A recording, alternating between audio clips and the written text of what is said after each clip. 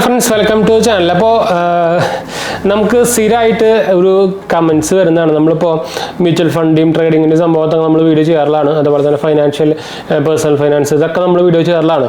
അപ്പോൾ അതിൻ്റെ ഭാഗമായിട്ട് തന്നെ കുറേ പേർക്ക് നമ്മളോട് സംശയം ചോദിക്കാറുള്ളതാണ്. അതുപോലെ തന്നെ കമൻസും ഇൻസ്റ്റാഗ്രാമിലൊക്കെ നമുക്ക് DM വരാറുള്ളതാണ്. അതായത് ട്രേഡിങ് ചെയ്തുകൊണ്ട് നമുക്ക് പെട്ടെന്ന് കാശുകാരാകാൻ പറ്റുമെന്ന്.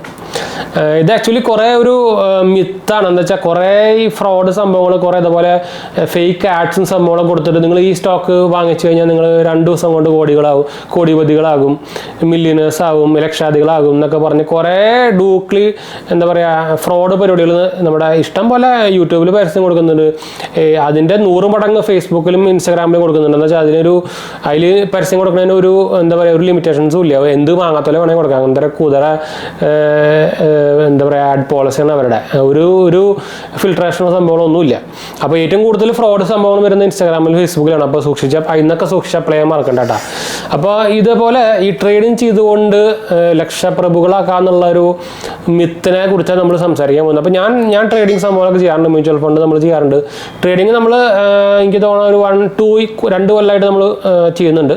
മ്യൂച്വൽ ഫണ്ടൊക്കെ നമുക്ക് 3-4 കൊല്ലമായിട്ട് നമ്മൾ ചെയ്യുന്നുണ്ട്. അപ്പം എൻ്റെ മ്യൂച്വൽ ഫണ്ടിൻ്റെ പോർട്ട്ഫോളിയോ ഒക്കെ നമ്മൾ ഓൾറെഡി വീഡിയോ ചെയ്തിട്ടുണ്ടായിരുന്നു. എൻ്റെ ഇപ്പോൾ ഓൾമോസ്റ്റ് ഒരു 8 ലാഖിൻ്റെ മ്യൂച്വൽ ഫണ്ട് പോർട്ട്ഫോളിയോ സംഭവമുണ്ട്. അപ്പോൾ അതിനോടും കൂടിയിട്ടുണ്ട്. വേറെ കാര്യം എന്താ വെച്ചാൽ നമ്മളിപ്പോൾ ഓൾമോസ്റ്റ് 50% അല്ലെങ്കിൽ 50% മുകളിൽ നമ്മുടെ ഇൻകത്തിൽ നിന്ന് നമ്മൾ ഇൻവെസ്റ്റ് ചെയ്യുന്നുണ്ട്. അപ്പോൾ നിങ്ങൾക്ക് എങ്ങനെ ഇൻവെസ്റ്റ് ചെയ്തുകൊണ്ട് നിങ്ങൾക്ക് പണക്കാരനാകാം അല്ലെങ്കിൽ ഫൈനാൻഷ്യൽ ഫ്രീഡം നേടാം എന്നൊക്കെ നമ്മൾ ഓൾറെഡി അതിനെക്കുറിച്ച് വീഡിയോ സംഭവങ്ങളൊക്കെ ചെയ്തിട്ടുള്ളതാണ്. അപ്പോൾ ഫൈനാൻഷ്യൽ പ്ലാനിങ്ങിനെ കുറിച്ച് നമ്മൾ അതിന് വീഡിയോ ചെയ്തിട്ടുള്ളതാണ്. അതൊക്കെ ഞാൻ വേണമെങ്കിൽ മുകളിൽ കൊടുക്കാം. നിങ്ങൾക്ക് ഭയങ്കര ഹെൽപ്ഫുൾ ആയിട്ടുള്ള സംഭവമായിരിക്കും. എന്താ വെച്ചാൽ ഇത് ഫോളോ ചെയ്തിട്ടുണ്ടെങ്കിൽ നിങ്ങൾക്ക് ഫൈനാൻഷ്യലി സ്ട്രഗിൾ ചെയ്യാണ്ട് സുഖമായിട്ട് മൂവ് ചെയ്ത് പോകാൻ പറ്റും.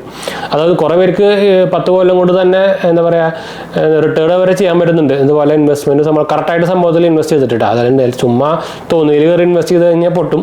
അത് വേറെ കാര്യം. അപ്പോൾ ട്രേഡിങ് ചെയ്തുകൊണ്ട് എന്താ വെച്ചാൽ ട്രേഡിങ് ചെയ്തുകൊണ്ട് കുറേ പേര് കാശ് ഉണ്ടാക്കുന്നുണ്ട്. അത് ശരി തന്നെയാണ്. പക്ഷേ ട്രേഡിംഗ് എന്ന് പറയുന്നത് ഒരു ബിഗിനേഴ്സിന് പറ്റിയ ഒരു ജോബല്ല. നിങ്ങളൊരു ബിഗിനർ ആണെങ്കിൽ ഇപ്പോൾ ഇങ്ങനെ പരസ്യം കാര്യങ്ങൾ കണ്ടിട്ട് ഡയറക്റ്റ് കയറി ട്രേഡിങ് ചെയ്യാൻ പോയി കഴിഞ്ഞാൽ നിങ്ങൾക്ക് നല്ല നഷ്ടം ഉണ്ടായിരിക്കും. അത് ഒരു 99% നിങ്ങൾക്ക് നഷ്ടം തന്നെയായിരിക്കും. ഇപ്പോൾ നിങ്ങളിപ്പോൾ ഒരു പേഴ്സൺ ഇപ്പോൾ റീസെൻ്റ് തന്നെ സെബി സംഭവങ്ങളൊക്കെ കുറേ അതിൻ്റെ സർവേ സംഭവങ്ങളൊക്കെ പുറത്തു കൊണ്ടുവന്നു. അപ്പോൾ ട്രേഡിങ് ചെയ്യുന്നവരിൽ ആകെ 10% അല്ലെങ്കിൽ 10% താഴെ മാത്രമാണ് ലാഭം ഉണ്ടാക്കുന്നത്. മാക്സിമം ബാക്കി എല്ലാവരും ലോസാണ് ഉണ്ടാക്കുന്നത്. അപ്പോൾ ട്രേഡിങ് ചെയ്യുമ്പോൾ അതിനെക്കുറിച്ച് കുറേ സംഭവങ്ങൾ പഠിക്കാനുണ്ട്. ഇപ്പോൾ മ്യൂച്വൽ ഫണ്ട് എന്ന് പറയുമ്പോൾ നമുക്ക് ബിഗിനേഴ്സിനും ചെയ്യാൻ പറ്റുന്ന ഒരു സംഭവമാണ്. പക്ഷേ ട്രേഡ് എന്ന് പറഞ്ഞാൽ അങ്ങനെയല്ല. നല്ല എന്താ പറയുക ഒരു ഹോം വർക്കും സംഭവങ്ങളൊക്കെ അതിന് പിന്നിൽ വേണം. എന്നിട്ട് നമ്മൾ സ്റ്റോക്ക് വാങ്ങിക്കണം. പ്രത്യേകിച്ച് ഇൻട്രാ ട്രേഡിങ്ങും അതുപോലെ തന്നെ F&O ഒക്കെ നമ്മൾ ചെയ്യുന്ന സമയം, ഓപ്ഷൻ ട്രേഡിംഗ് ഒക്കെ ചെയ്യുന്ന സമയത്ത് അത് ഭയങ്കരമായിട്ട് പഠിച്ചിട്ട് അത് കറക്റ്റായിട്ട് അറിവുള്ളവർ ചെയ്തില്ലെങ്കിൽ നല്ല പണി കിട്ടും. അപ്പോൾ ഓപ്ഷൻ ട്രേഡിങ്ങും ഇൻട്രാ ട്രേഡിങ്ങും ഒന്നും ഞാൻ തീരെ റെക്കമെൻഡ് ചെയ്യുന്നില്ല. നിങ്ങൾക്ക് അത്യാവശ്യം ട്രൈ ചെയ്ത് നോക്കണം എന്നുണ്ടെങ്കിൽ നോർമൽ ട്രേഡിങ് ചെയ്യായിരിക്കും നല്ലത് കേട്ടോ. അതായത് നമുക്ക് ലോങ് ടേമിന് കീപ്പ് ചെയ്യാൻ പറ്റുന്ന അത്യാവശ്യം നല്ല സ്റ്റോക്കും കാര്യങ്ങളൊക്കെ വാങ്ങിച്ചിട്ട് കീപ്പ് ചെയ്താണെങ്കിൽ നിങ്ങൾക്ക് അത്യാവശ്യം പൊട്ടാണ്ട്, അതായത് ലാർജ് ക്യാപ്പൊക്കെ വാങ്ങിക്കുകയാണെങ്കിൽ ലോസ് വരാൻ ഭയങ്കര ചാൻസ് ഭയങ്കര കുറവാണ്. ഇപ്പോൾ എക്സാമ്പിൾ ലാർജ് ക്യാപ്പ് എന്ന് പറയുമ്പോൾ നമ്മുടെ state bank of India, HDFC, അതുപോലെ അല്ലെങ്കിൽ തന്നെ ഇപ്പോൾ ITC അല്ലെങ്കിൽ ടാറ്റ ഗ്രൂപ്പിൻ്റെ കമ്പനികൾ, അങ്ങനെ കുറേ ലാർജ് ക്യാപ്സ് ഉണ്ട് നമ്മുടെ ഇന്ത്യയിൽ. അതായത് നമ്മുടെ ഇക്കോണമിയിലേക്ക് ഭയങ്കരമായിട്ട് സംഭാവന ചെയ്യുന്ന കുറേ കമ്പനികളുണ്ട്. അപ്പോൾ അതൊക്കെ പൊട്ടുകയാണെങ്കിൽ ഇന്ത്യയുടെ ഇക്കോണമി ഭയങ്കരമായിട്ട് പൊട്ടും. അപ്പോൾ അതൊക്കെ പൊട്ടാനുള്ള ചാൻസ് ഭയങ്കര കുറവാണ്. അപ്പോൾ പൊട്ടാൻ പോവുകയാണെങ്കിൽ തന്നെ അതിനെ ഭയങ്കരമായിട്ട് നമ്മുടെ സെൻട്രൽ ഗവൺമെൻറ് സംഭവമൊക്കെ സപ്പോർട്ട് ചെയ്യും. ഇപ്പോൾ ബാങ്കുകളുടെ കാര്യം പറയുകയാണെങ്കിൽ അങ്ങനെയാണ്. അപ്പോൾ ഇതിൻ്റെ സ്റ്റോക്കൊക്കെ നിങ്ങൾ അത്യാവശ്യം വാങ്ങിച്ചിട്ട് കീപ്പ് ചെയ്യുകയാണെങ്കിൽ ഇത് എന്തായാലും ഭാവിയിൽ ഇനി വലുതാവുക മാത്രമേ ചെയ്യുള്ളൂ. എന്ന് വെച്ചാൽ നിങ്ങൾക്ക് അറിയാം ഇപ്പോൾ 2025, 2026 ആകുമ്പോൾ ഇന്ത്യൻ ഇക്കോണമി ഭയങ്കര ബൂം ചെയ്യും എന്നൊക്കെയാണ് പറഞ്ഞിട്ടുണ്ടായിരുന്നത്. അപ്പോൾ നിങ്ങൾക്ക് പരസ്യം നിങ്ങൾ കുറേ ആഡും ന്യൂസും സംഭവങ്ങളൊക്കെ കണ്ടായിരിക്കും. എന്ന് വെച്ചാൽ കുറച്ച് കൊല്ലങ്ങൾ കൊണ്ട് തന്നെ ചൈനേനെ പിന്തള്ളും എന്നൊക്കെ പറഞ്ഞ് നിങ്ങൾ ഇക്കോണമിയിലൊക്കെ നിങ്ങൾ കണ്ടായിരിക്കും. അതേപോലെ അമേരിക്കേനെ പിന്തള്ളുന്നൊക്കെ പറഞ്ഞിട്ട് അതുപോലത്തെ എളുപ്പമൊന്നുമല്ല. അപ്പോൾ അങ്ങനെ നോക്കുകയാണെങ്കിൽ നമ്മുടെ ഇക്കോണമിയിൽ ഭയങ്കരമായിട്ട് എന്താ പറയുക ബൂം ചെയ്യാനുള്ള ഭയങ്കര ചാൻസ് ഭയങ്കര കൂടുതലാണ്. അപ്പോൾ ഇങ്ങനത്തെ അത്യാവശ്യം നല്ല ലാർജ് ക്യാപ്പ് സംഭവങ്ങളൊക്കെ ഞാനിപ്പോൾ എക്സാമ്പിൾ പറയാം. ഞാനിപ്പോൾ റീസെൻ്റ്ലി നമ്മുടെ പുതിയ IPO സംഭവത്തിൽ നമ്മുടെ IREDA എന്ന് പറഞ്ഞൊരു ഇന്ത്യൻ റിന്യൂവബിൾ എനർജിയുടെ ഒരു സംഭവം സെൻട്രൽ ഗവൺമെൻറ് സപ്പോർട്ട് ചെയ്യുന്നതാണ്, സ്റ്റേറ്റ് ഓൺഡാണ്. അതുപോലെ തന്നെ നമ്മുടെ റിന്യൂവബിൾ എനർജീനെ സപ്പോർട്ട് ചെയ്യാൻ NBFC ആണത് ഫൈനാൻഷ്യൽ സംഭവങ്ങൾ കൊടുക്കുന്നതാണ്. അതിൻ്റെ IPO ഇപ്പോൾ റീസെൻ്റ്ലി 1 മാസം മുമ്പ് ആയിട്ടുണ്ടെന്ന്. 1 മാസം ആയിട്ടില്ല, 32 രൂപയ്ക്കാണ് സംഭവം IPO ലോഞ്ച് ചെയ്തത്, അതായത് ഓപ്പൺ ആയത്. ഞാൻ ആക്ച്വലി എനിക്ക് IPO റെക്കമെൻഡ് കിട്ടിയെന്നില്ല, ഞാൻ എത്ര റിക്വസ്റ്റ് കൊടുത്തിട്ടുണ്ടെന്ന്, പക്ഷേ എനിക്ക് കിട്ടിയില്ല. പക്ഷേ അതിന് ശേഷം ഒരു 58 സംതിങ് ആയപ്പോൾ ഞാൻ കുറേ സ്റ്റോക്കുകൾ വാങ്ങിച്ചിട്ടുണ്ട്. ഇപ്പം അതിൻ്റെ പ്രൈസ് എന്ന് പറയുന്നത് ഒരു മാസം പോലും ആയിട്ടില്ല കേട്ടോ. ഇപ്പം അതിൻ്റെ പ്രൈസ് എന്ന് പറയുന്നത് 112 അബോവാണ്. ഡെയിലി 10 രൂപ 5 രൂപ ഒക്കെ വെച്ചാണ് കൂടിക്കൊണ്ടിരിക്കുന്നത് സ്റ്റോക്കിൽ. അപ്പോൾ നിങ്ങൾക്ക് അത് ശരിക്കും 32 രൂപയ്ക്കാണ് ലോഞ്ച് ചെയ്തത്. ആ സമയത്ത് വാങ്ങിച്ചവർക്ക് എന്ത് ലാഭം ഉണ്ടായിരിക്കും എന്നുള്ളത് ആലോചിച്ച് നോക്കുക. അന്ന് മിനിമം ലോട്ട് വന്നേക്കുന്നത് 15,000 രൂപയ്ക്കോ 13,000 രൂപയ്ക്കാണ്. ആ സാധനം അത് ലോഞ്ചായിട്ട് 2-3 ദിവസം കഴിഞ്ഞപ്പോൾ തന്നെ 62, 52, 55 ആ റേഞ്ചിലേക്ക് എത്തി. അപ്പോൾ തന്നെ ഓൾമോസ്റ്റ് അവർക്ക് ഒരു 50% കൂടുതൽ ഡബിൾ പ്രോഫിറ്റ് കിട്ടി. അപ്പോൾ ഇതാണ് സംഭവം. ഇത് കറക്റ്റായിട്ട് നമ്മൾ എന്താ പറയുക അനലൈസ് ചെയ്ത് സ്റ്റഡി ചെയ്തൊക്കെ നമ്മൾ വാങ്ങിക്കുകയാണെങ്കിൽ നല്ല കാശ് ഉണ്ടാക്കാൻ പറ്റുന്ന സംഭവം തന്നെയാണ് ട്രേഡിങ്. പക്ഷേ ഞാനത് റെക്കമെൻഡ് ചെയ്യുന്നില്ല. എന്ന് വെച്ചാൽ പ്രത്യേകിച്ച് ബിഗിനേഴ്സിന് തീരെ റെക്കമെൻഡ് ചെയ്യുന്നില്ല. നിങ്ങൾ ആദ്യം ഒന്ന് ട്രൈ ചെയ്ത് നോക്കാൻ വേണമെങ്കിൽ ഫസ്റ്റ് എന്തായാലും ഒരു കുറച്ച് സമയത്തേക്ക് നിങ്ങൾ സംഭവം ട്രേഡ് ചെയ്യുമ്പോൾ നിങ്ങളുടെ കാശ് പോകും, ഉറപ്പാണ്. എന്താ വെച്ചാൽ എൻ്റെ ആദ്യത്തെ അത്യാവശ്യം കുറച്ച് സംഭവം പോയിട്ട് ഞാൻ ഇപ്പോൾ അത് തിരിച്ചു പിടിച്ചിട്ടുണ്ട്. അത് വേറെ കാര്യം. അപ്പോൾ എനിക്ക് തോന്നുന്നത് ആദ്യത്തെ ഞാനൊരു 3-4 എണ്ണം ആദ്യത്തെ ഒരു 4 to 5 times ഒക്കെ ട്രേഡ് ചെയ്തൊക്കെ എനിക്ക് നഷ്ടമായിട്ടാണ് ഞാൻ സംഭവം നമ്മൾ ക്ലോസ് ചെയ്ത്. പക്ഷെ ഇപ്പം നമ്മളിപ്പോൾ അത് തിരിച്ചു പിടിച്ച് പോകുന്നുണ്ട്. അത് നിങ്ങൾക്ക് ഇൻട്രസ്റ്റ് ഉണ്ടെങ്കിൽ നിങ്ങൾ അത് കൂടുതൽ പഠിച്ചു പോവുക. അതിന് ആക്ച്വലി അതാ സംഭവമുള്ളൂ. ഇപ്പോൾ കുറേ കോഴ്സും സംഭവമൊക്കെ ഉണ്ട്. ഞാൻ ആക്ച്വലി മ്യൂച്വൽ ഫണ്ട് സംഭവമൊക്കെ നമ്മൾ കോഴ്സും വേറെ സംഭവമൊക്കെ നമ്മൾ ചെയ്തിട്ടുണ്ട്. അപ്പോൾ ഞാൻ നിങ്ങൾക്ക് അറിയാം, ഞാൻ ഓൾറെഡി ഫൈനാൻസ് ഡിപ്പാർട്ട്മെൻറ്റിൽ വർക്ക് ചെയ്യുന്നതാണ് ഓൾറെഡി. പിന്നെ IT ഡിപ്പാർട്ട്മെൻറ്റിൽ വർക്ക് ചെയ്തിട്ടുണ്ട്. പിന്നെ FMCG വർക്ക് ചെയ്തിട്ടുണ്ട്. അപ്പോൾ നമുക്ക് അതിൻ്റെ ഒരു എക്സ്പീരിയൻസ് സംഭവമൊക്കെ ഉപയോഗിച്ചാണ് നമ്മളിപ്പോൾ ട്രേഡിങ്ങിൽ ചെയ്യുന്നത്. ഞാൻ മെജോറിറ്റിയും എനിക്ക് ഒരു പെർസെൻറ്റേജ് നോക്കുകയാണെങ്കിൽ ഒരു 70% ഞാൻ മ്യൂച്വൽ ഫണ്ടിലും 30% ട്രേഡിങ്ങിലാണ് ചെയ്യുന്നത്. അപ്പോൾ എൻ്റെ കുറേ ഇതുപോലെ തന്നെ ലാർജ് ക്യാപ്പിൻ്റെ ഷെയർസും സംഭവമൊക്കെ നമ്മളിപ്പോൾ അക്യുമുലേറ്റ് ചെയ്തിട്ടുണ്ട്. ഇപ്പോൾ റീസെൻ്റ്ലി 2 കൊല്ലമായിട്ടുള്ള നമ്മൾ അക്യുമുലേറ്റ് തുടങ്ങിയിട്ട് എന്താ വെച്ചാൽ ഞാൻ പറഞ്ഞല്ലോ, നമ്മുടെ മേജർ ഇൻകത്തിൽ നിന്ന് നമ്മൾ 50% മുകളിൽ നമ്മളിപ്പോൾ എന്താ പറയുക സേവ് ചെയ്തുകൊണ്ടിരിക്കുകയാണ്, അല്ലെങ്കിൽ ഇൻവെസ്റ്റ് ചെയ്തുകൊണ്ടിരിക്കുകയാണ്. അതിൻ്റെ ഒരു ഇമ്പോർട്ടൻസ് മനസ്സിലാക്കിയിട്ട്. അപ്പോൾ ഇതൊന്നും ചെയ്യാത്തവർ അറ്റ്ലീസ്റ്റ് ബിഗിനേഴ്സ് ആണെങ്കിൽ അറ്റ്ലീസ്റ്റ് മ്യൂച്വൽ ഫണ്ടിലെങ്കിലും ഇൻവെസ്റ്റ് ചെയ്യാൻ നമ്മളെന്തായാലും നമ്മുടെ ഇൻബണിയുടെ ആപ്പ് ഞാൻ താഴെ കൊടുക്കുന്നുണ്ട്. എനിക്ക് ഏറ്റവും ഇഷ്ടപ്പെട്ട ഒരു ആപ്പ് എന്ന് പറയാം ട്രേഡിങ്ങിനോ അല്ലെങ്കിൽ മ്യൂച്വൽ ഫണ്ടിനൊക്കെ. എനിക്ക് ഭയങ്കരമായിട്ട് അതിൽ എന്ന് വെച്ചാൽ യൂസർ ഫ്രണ്ട്ലിയാണ് ഭയങ്കരമായിട്ട്. പിന്നെ കുറേ ഫീച്ചേഴ്സ് ഉണ്ട്. ഇപ്പോൾ ഗ്രോയിലൊന്നും ഇല്ലാത്ത കുറേ ഫീച്ചേഴ്സ് ഇതിലുണ്ട്. നമുക്ക് വേണമെങ്കിൽ സ്റ്റോക്ക് SIPയിൽ വാങ്ങിക്കാം. അതൊന്നും ഗ്രോയിൽ ആ പരിപാടിയൊന്നും ഇല്ല. നമുക്ക് മ്യൂച്വൽ ഫണ്ട് മാത്രമല്ല SIPയിൽ. ഇതിലൊക്കെ പക്ഷേ നമുക്ക് സ്റ്റോക്ക് അടക്കം മ്യൂച്വൽ ഫണ്ട് SIPയിൽ വാങ്ങിക്കാം. അപ്പോൾ നിങ്ങൾക്ക് ലോങ് ടേമിലൊക്കെ നോക്കുകയാണെങ്കിൽ നിങ്ങൾക്ക് ആ പരിപാടി വേണമെങ്കിൽ ചെയ്യാം. US സ്റ്റോക്സ് വാങ്ങിക്കാം. ഞാൻ US സ്റ്റോക്സിലും ഇൻവെസ്റ്റ് ചെയ്തിട്ടുണ്ട്. ഗൂഗിളിലും ആമസോണിലും നമ്മൾ ഇൻവെസ്റ്റ് ചെയ്യുന്നുണ്ട്. SIP അവൈലബിൾ ആണ്. ഇന്ത്യ മണിയിലാണ് നമുക്ക് ചെയ്യാം. നമുക്ക് ഫെഡറൽ ബാങ്കിൻ്റെ ഇൻ്റർനാഷണൽ അക്കൗണ്ട് എടുക്കാം. അതിൽ തന്നെ എടുക്കാം, ഫ്രീ ആയിട്ട് എടുക്കാം. അപ്പോൾ അത്യാവശ്യം നല്ലൊരു സംഭവം എന്ന് വേണമെങ്കിൽ പറയാം. ഞാൻ എന്തായാലും ലിങ്ക് താഴെ കൊടുക്കാം. നിങ്ങൾക്ക് താല്പര്യമുണ്ടെങ്കിൽ എടുക്കാം കേട്ടോ. പ്രൊമോഷണൽ സംഭവങ്ങളൊന്നുമല്ല, ഓൾറെഡി എടുത്ത് പറയട്ടെ. അപ്പോൾ ട്രേഡിങ് നല്ലതാണെന്ന് ചോദിച്ചാൽ നല്ലതാണ്. അത്യാവശ്യം അറിയുന്നവർക്ക് നല്ല സാധനമാണ്. പക്ഷേ അറിയാത്തൊരു ബിഗിനേഴ്സിൻ്റെ സംഭവത്തിലൊക്കെ ഞാൻ തീരെ റെക്കമെൻഡ് ചെയ്യാത്തൊരു സംഭവമാണ്.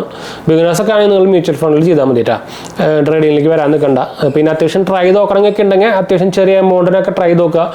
പിന്നെ ഇൻട്രാ ട്രേഡിംഗ് എന്ന് പറയുന്നത് എന്താ സംഭവിച്ചാൽ നമ്മളൊരു ദിവസത്തിൽ ഇപ്പോൾ കാലത്ത് 9:00 തുടങ്ങി കഴിഞ്ഞാൽ 3:30 വരെ നമുക്ക് ഓപ്പൺ ആണ് നമ്മുടെ സ്റ്റോക്ക് മാർക്കറ്റ്. അപ്പോൾ അതിൻ്റെ ഉള്ളിൽ നമ്മൾ വാങ്ങിച്ചിട്ട് വിൽക്കണം. അപ്പം നമുക്ക് അപ്പോൾ അത് ഭയങ്കരമായിട്ട് അധികം വാങ്ങിച്ചു കഴിഞ്ഞാലാണ് അത്ര ലാഭം കിട്ടുള്ളൂ. അപ്പോൾ അതിലാണ് ആക്ച്വലി കുറേ പേര് എന്താ പറയുക പ്രോഫിറ്റ് ഭയങ്കരമായിട്ട് ഉണ്ടാക്കുന്നത്.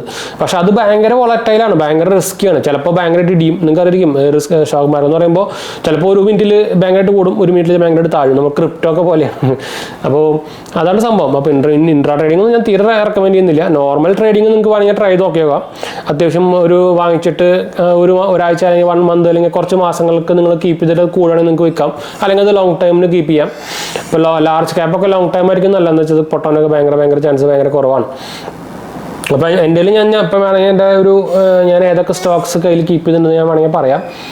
ഞാൻ റെക്കമെൻഡ് ചെയ്യുന്നില്ല കേട്ടോ, ഞാൻ ഒന്നും റെക്കമെൻഡ് ചെയ്യുന്നില്ല. എന്ന് വെച്ചാൽ നമ്മുടെ പുതിയ സെബിയുടെ റൂൾ പ്രകാരം ഇതൊന്നും റെക്കമെൻഡ് ചെയ്യാൻ പാടില്ല എന്ന് ഒരു റൂളുണ്ട്. അതുപോലെ തന്നെ അതൊന്നും നോർമലി നമ്മുടെ ഷെയർ മാർക്കറ്റിൻ്റെ സംഭവങ്ങളൊന്നും കാണിക്കാൻ പാടില്ല എന്നും പുതിയ റൂൾസും സംഭവങ്ങളൊക്കെ ഉണ്ട്. അതുകൊണ്ടാണ് നമ്മളിപ്പോൾ കാണിച്ചു തരാത്തത്. അതുകൊണ്ടാണ് മെയിൻ റീസൺ കേട്ടോ. ഞാൻ ആക്ച്വലി ടാറ്റ സ്റ്റീൽ ഹോൾഡ് ചെയ്യുന്നുണ്ട്. അതുപോലെ തന്നെ IREDA ഹോൾഡ് ചെയ്യുന്നുണ്ട്. സൗത്ത് ഇന്ത്യൻ ബാങ്ക് ഹോൾഡ് ചെയ്യുന്നുണ്ട്. പഞ്ചാബ് നാഷണൽ ബാങ്ക് ഹോൾഡ് ചെയ്യുന്നുണ്ട്. പിന്നെ ഗ്രോയില് ഇത്രയാണ് നമ്മൾ ഇന്ത്യൻ മണിയിൽ ഹോൾഡ് ചെയ്യുന്നത്. ഇനി ഗ്രോയില് ഞാൻ പറഞ്ഞുതരാം. ഇതൊക്കെ ഇതിൽ ഞാൻ പറഞ്ഞ ഒരു 99% സാധനങ്ങളും ഞാൻ ലോങ് ടൈം ഹോൾഡാണ് കേട്ടോ. ഇപ്പോൾ ഒന്നും ഞാൻ വിൽക്കില്ലത്. ഇതെല്ലാം ഒരു 99% ഞാൻ എല്ലാം ലാർജ് ക്യാപ്പ് തന്നെയാണ്. ഇപ്പോൾ സൗത്ത് ഇന്ത്യൻ ബാങ്ക് ഹോൾഡ് ചെയ്യുന്നുണ്ട്. സൗത്ത് ഇന്ത്യൻ ബാങ്ക് ഒരു മിഡ് ക്യാപ്പാണ്. പിന്നെ ഇന്ത്യൻ ഓയിൽ കോർപ്പറേഷൻ ഹോൾഡ് ചെയ്യുന്നുണ്ട്. ഇന്ത്യൻ കോർപ്പറേഷൻ ഞാൻ കുറച്ചും കൂടി ഇപ്പോൾ ഇനി കൂട്ടിക്കൊണ്ടിരിക്കുകയാണ്. എന്താ വെച്ചാൽ ഇന്ത്യൻ കോർപ്പറേഷനൊക്കെ കൂടാനുള്ള ഭയങ്കര ചാൻസ് കൂടുതലാണ്. ഇപ്പോൾ റീസെൻ്റ്ലി തന്നെ ടാറ്റ മോട്ടോഴ്സ് ആയിട്ട് അവർ കുറേ ഡീലും സംഭവമൊക്കെ സൈനപ്പ് ചെയ്തിട്ടുണ്ട്. അപ്പം ഇനി അവരുടെ ഷെയർ കൂടാനുള്ള ചാൻസ് കൂടുതലാണ്. അതുപോലെ തന്നെ ടാറ്റ സ്റ്റീൽ ആയിക്കോട്ടെ, എന്താ വെച്ചാൽ മെജോർ ഇപ്പോൾ വേൾഡിൽ ഏറ്റവും കൂടുതൽ സ്റ്റീൽ ഡെവലപ്പേഴ്സ് എന്ന് ചോദിച്ചു കഴിഞ്ഞാൽ ചൈനയാണ്. പക്ഷേ ചൈന ഇപ്പോൾ റീസെൻ്റ്ലി കുറേ ഷട്ട് ഡൗൺ ചെയ്തിട്ടുണ്ട്. അപ്പോൾ അതിൻ്റെ ഭാഗമായിട്ട് ഇനി നെക്സ്റ്റ് ഇന്ത്യയിലേക്കായിരിക്കും അതിൻ്റെ ബൂം വരാനുള്ള ഭയങ്കര ചാൻസ്. അപ്പോൾ ടാറ്റ സ്റ്റീലിൻ്റെ സംഭവം ഭയങ്കര കൂടാനുള്ള ഭയങ്കര ചാൻസ് കൂടുതലാണ്. ഇപ്പോൾ റീസെൻ്റ്ലി നോക്കിക്കഴിഞ്ഞാൽ ടാറ്റ സ്റ്റീൽ ഭയങ്കര ലോസിലായിരുന്നു. അപ്പോൾ ഇനി ഭയങ്കര ഇപ്പോൾ തന്നെ ചെറുതായിട്ട് കൂടി വരുന്നുണ്ട്. അത് വേറെ കാര്യം. അപ്പോൾ ഇതൊക്കെയാണ് നമ്മൾ ഹോൾഡ് ചെയ്യുന്ന സ്റ്റോക്സുകൾ. അപ്പോൾ ഇതൊന്നും ഞാൻ റെക്കമെൻഡേ ചെയ്യുന്നില്ല കേട്ടോ. I'm not recommending the stocks at all. അപ്പോൾ അത് ഞാൻ എടുത്തെടുത്ത് പറയാണ്. എന്താ വെച്ചാൽ ഞാൻ പറഞ്ഞല്ലോ സെബിയുടെ സംഭവം റൂളും കാര്യങ്ങളൊക്കെ നമ്മൾ പറഞ്ഞിട്ടുണ്ടായിരുന്നു. അപ്പോൾ ട്രേഡിങ് എന്ന് പറഞ്ഞാൽ നല്ല സംഭവം തന്നെയാണ്. അത്യാവശ്യം അറിവ് സംഭവങ്ങളൊക്കെ ഉണ്ടെങ്കിൽ നിങ്ങൾക്ക് ചെയ്യാം. അത്യാവശ്യം നല്ല കാശ് ഉണ്ടാക്കാനും പറ്റും. അതില്ലെങ്കിൽ നല്ല പണി കിട്ടാനും ചാൻസ് ഉണ്ട് കേട്ടോ. അപ്പോൾ ബിഗിനേഴ്സ് ആണെങ്കിൽ നോട്ട് അറ്റ് ഓൾ റെക്കമെൻഡഡ്. അത്യാവശ്യം ബിഗിനേഴ്സിൻ്റെ മുകളിൽ ഒരു ആൾക്കാണെങ്കിൽ നിങ്ങൾക്ക് ജസ്റ്റ് ട്രൈ ചെയ്ത് നോക്കാം. അല്ലെങ്കിൽ പഠിക്കണം താല്പര്യമുള്ളവർക്കൊക്കെ ആണെങ്കിൽ ജസ്റ്റ് ട്രൈ പതുക്കെ ചെറിയ എമൗണ്ട് വെച്ച് ട്രൈ ചെയ്ത് നോക്കാം. എന്തായാലും ഇനീഷ്യലി നിങ്ങൾക്ക് നല്ല ലോസ് ഉണ്ടായിരിക്കും, അത് ഉറപ്പാണ്. അല്ലെങ്കിൽ ഭയങ്കര ചാൻസ് കുറവാണ് നിങ്ങൾക്ക് ഇനീഷ്യലി തന്നെ ലാഭം കിട്ടാൻ. അപ്പോൾ അത് വിചാരിച്ചിട്ട് നിങ്ങൾ ഇട്ടിട്ട് പോകണമെന്ന് നിൽക്കുകയാണെങ്കിൽ പിന്നെ നിങ്ങൾ ഈ പണിക്ക് പോകാണ്ടിരിക്കും നല്ലത് കേട്ടോ. അപ്പോൾ എന്തായാലും നമുക്ക് വീഡിയോ വൈൻഡപ്പ് ചെയ്യാം. വീഡിയോ ഇഷ്ടപ്പെടുന്നത് ലൈക്ക് ചെയ്യാനും ഷെയർ ചെയ്യാനും സബ്സ്ക്രൈബ് ചെയ്യാനും മറക്കണ്ട. ചാനൽ സപ്പോർട്ട് ചെയ്യാൻ മറക്കണ്ട. എന്തെങ്കിലും സംശയങ്ങളിലേക്ക് എന്നെ കമൻറ്റ് ചെയ്യാൻ മറക്കണ്ട. നമ്മൾ എല്ലാ കമൻറ്റ് ഇടുന്നതാണ്. ലിങ്ക് അല്ലെങ്കിൽ താഴെ കൊടുത്തിട്ട് നമ്മുടെ 2 ചാനൽ സപ്പോർട്ട് ചെയ്യാനും സബ്സ്ക്രൈബ് ചെയ്യാനും മറക്കണ്ട. നിങ്ങളുടെ ഫ്രണ്ട്സിലേക്ക് ഫാമിലിക്ക് ഷെയർ ചെയ്യാനും മറക്കണ്ട കേട്ടോ. നമ്മുടെ സ്പീഡ് ആദ്യം കൂടിയതുകൊണ്ട് രക്ഷയില്ല. അപ്പോൾ എന്തായാലും നമുക്ക് അടുത്ത വീഡിയോ കാണാം. ബൈ.